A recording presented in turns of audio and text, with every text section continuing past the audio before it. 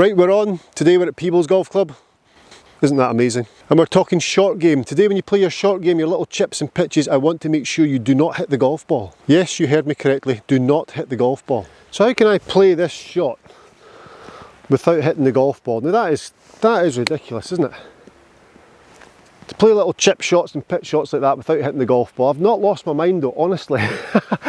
Contact is not club head on golf ball, contact is club head on ground. Club head on ground. That's my focus when I play these shots. Club head on ground. Use the slope there. So you've heard it a million times when you're playing chip shots to make sure the ball goes back in your stance, handle forward. What we're doing there, we're bringing the leading edge of the golf club into play. If we get that wrong, it's very easy to hit the ground and leave the ball a yard in front of us. There's very little room for error with that kind of approach. Handle forward, leading edge is now in play, the back of the club is off the ground. There, you can see that. There's the leading edge on the ground, there's the back edge on the ground. Look at the hosel, look what it's doing, it's leaning forward. When we get into that ball position back and hands forward, it's very easy to hit the ground first. There's no margin for error, and once that club's hit the ground, it's going to stop pretty quickly. And that can be bad for our golf. I know seems a safe, like a safety net if you like, putting the ball back, so that way we definitely catch the ground first. But then of course we can pull out of that, we can let the club head pass the hands to try and fix this inconsistency or incorrect address to the shot. So we need to try and bring the bounce into play. The back of the golf club needs to play the shot. When I address the ball now, sun's out. When I address the ball now, I have my club shaft vertical, straight up and down, which sits it more on the bounce on the back of the club. Therefore, when I play the shot, the back of the club glides along the sand. No, it doesn't, it glides along the grass. So I set myself up away from there, more here. So now you can see the hosel of the golf club vertical. So it's sitting more on the back of the club. Now when I come down, the back of the club can strike the ground or bruise the turf. Just there, bruises the turf and continues through. There's no chance of this digging in. So if there's no chance of digging in, it's much easier to keep the club vertical.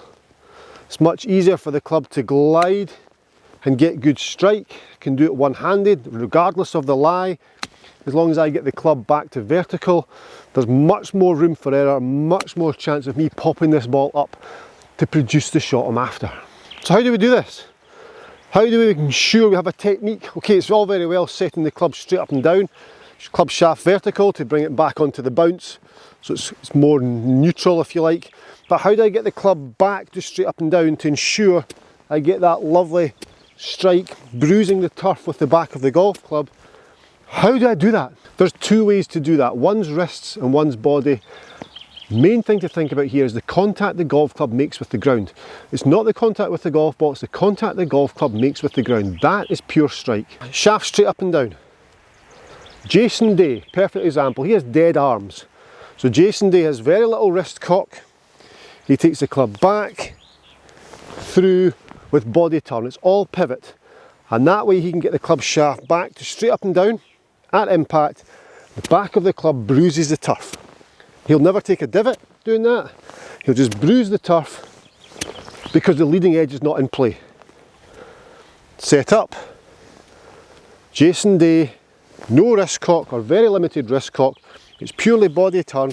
And back of the club, look at that, the back of the club bruises the turf. I step on, back of the club bruises the turf. It's purely what I was trying to do. Same again. All body turn. I'll try and line myself up on this one. It wasn't bad, was it? Shaft vertical. Grip neutral, do not grip strong. A weak grip, so grip round to the left as you look down. For a right-handed golfer is better because at impact there's a chance there's loft going to be put onto the golf club. If I grip with my hands a little bit left, so there and there, and then at impact I hit the shot, then my hands go back to neutral, the club face is going to be slightly open. And of course if that club face is slightly open, like so, look, it sits it more on the bounce. So neutral grip or slightly open, your choice. We'll do another video on the open grip another day. Neutral grip, Jason Day, shaft starts vertical. I've not got the ball back with forward shaft lean, I've not got it forward leaning back, I'm perfectly vertical. Like so. turn body, turn body. Trying to keep the wrists very passive, very quiet, and using just my torso to make sure I get a good strike on the ground with the golf club. So it's club striking the ground. That is the impact I am looking for. I'm not bothered about my strike on the golf ball, because with this action I can actually wait for it. I can actually hit the ground first, so I can chunk this shot. Do you remember Mickelson hitting off the cart path? He chunked it. So in the barest of lies, I can take my golf club, I can open the face, and I can hit the ground first and chunk it. Here's how. There's the golf club vertical, so it's sitting on the back of the club, it's not leaning forward, it's sitting on the back. If I open the face slightly because of my open grip or my weak grip, as I come down, the back of the club strikes the ground. That's the contact we're after. So I've now hit the ball, I've now hit it heavy because I've hit the ground first.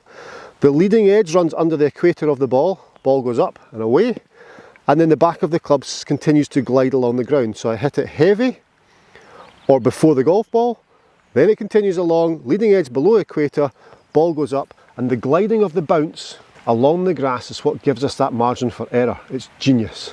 It's not actually genius, it's the way the golf club is designed. Jason Day, straight up and down, back, through, hitting the ground before the golf ball. That's the contact I'm thinking about. Ground before ball, shaft straight up and down, and play the shot. They're good. Now, second way you can play it, you can add some wrist hinge. So rather than being so pivot orientated with no wrists like Jason Day, you can add a little bit of wrist hinge. And then that wrist hinge you've created, the cock in the left wrist, you throw it back away at impact.